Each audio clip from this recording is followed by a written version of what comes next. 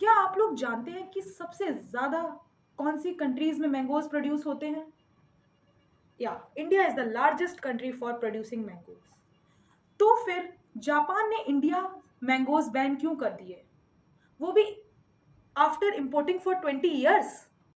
India में हर साल 20 million turns mangoes produce होते हैं और सिर्फ प्रीमियम क्वालिटीज के मैंगोज ही एक्सपोर्ट किए जाते हैं।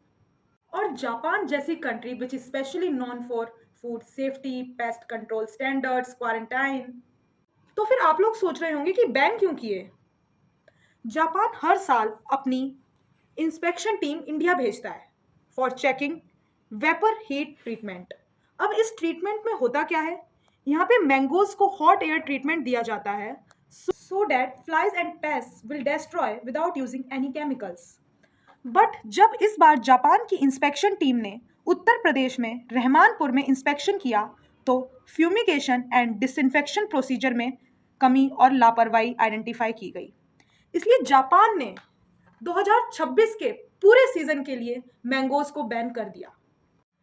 और ये कोई पहली बार नहीं हो रहा है। 1986 में भी जापान ने इंडियन मैंगोज बैन किए थे और reason was same as now, और वो बैन 20 साल तक रहा और 2006 में जापान ने वो बैन हटा दिया।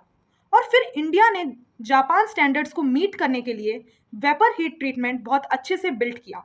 बट इस बार फिर से जापान ने इंस्पेक्शन किया तो फिर से कुछ डेफिशिएंसीज आइडेंटिफाई की गई और even a small mistake for Japan is equal to a big future risk.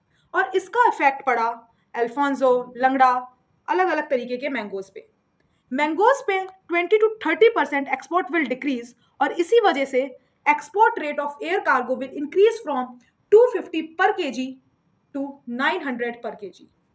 If India wants to become strong export power तो इंडिया को फर्स्ट क्लास ऑपरेशनल स्टैंडर्ड भी मेंटेन करना पड़ेगा।